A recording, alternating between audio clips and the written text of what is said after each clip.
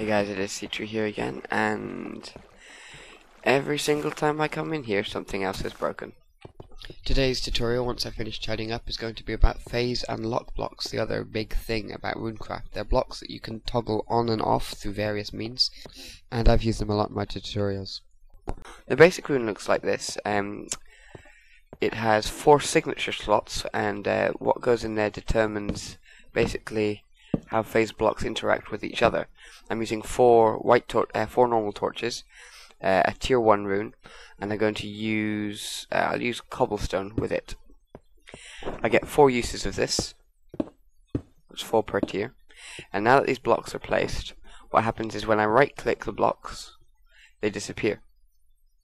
When I right click on a normal block adjacent to the blocks, they reappear.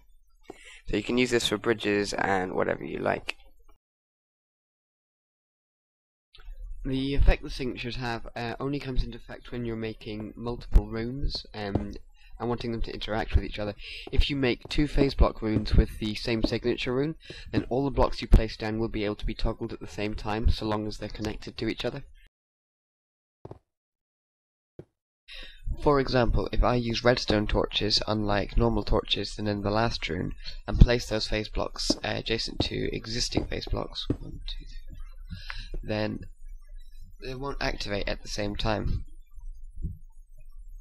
This basically means that I'm not forced to have one solid surface that all turns off at the same time.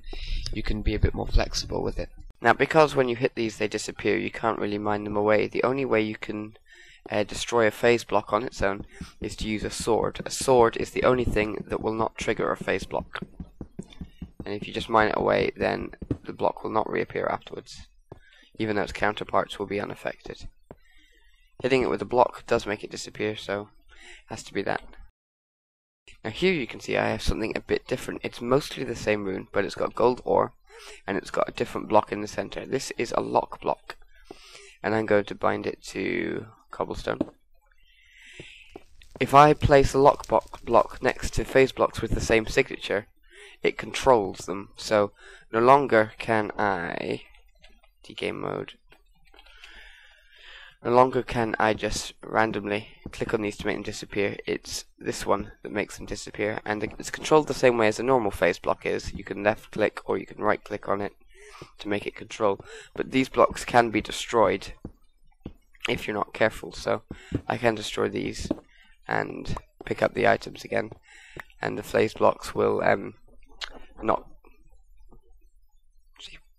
It's dead. It doesn't affect other things with different signatures that are next door, so useful for a door lock, for example.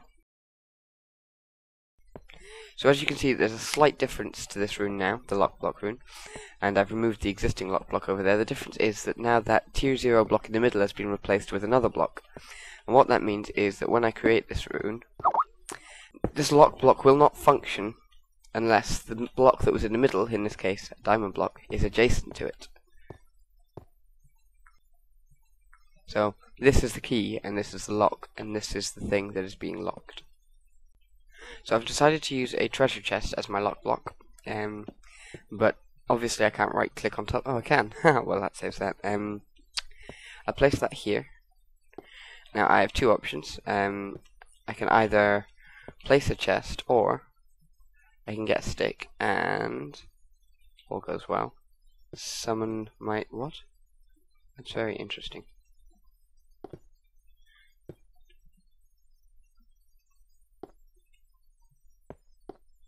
Why are signs appearing here? But I summoned my chest, and then ta-da!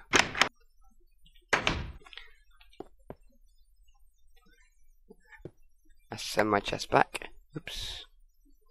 Goddamn creative mode in Xerx's chest. But once the chest is missing, there is no way to close that again or open it. Now I'm going to have to go tidy this up. So now that this is all happily tidied, I can work on my next thing, which is going to be using redstone torches to act as the key for the lock block. Redstone torches are a bit interesting because when they're powered off like they are now, then they are technically a different block from when they're powered on. So what that means is that we can use a redstone torch that is powered off to behave like a key that is on. So by making sure this block in the middle here is depowered when I create the rune, the lock block will look for a redstone torch that has been receiving power and is therefore in the off state. There aren't many blocks that behave this way, but this is one of them. As you can see now, the torch is in its on state, it's not receiving any power, and so the bridge isn't activating. But now, when I right click, because the block that the torch is on has received power, it's turned off, and the lock block is accepting that new block as a key. Strangely, when I delete part of the redstone circuit that links to the lock block, it automatically, just by itself, turns the phase blocks off existing, which is pretty neat. You could probably have a bunch of contraptions based around that, but so yeah, thank you for watching my tutorial about phase and lock blocks. I hope you found it useful.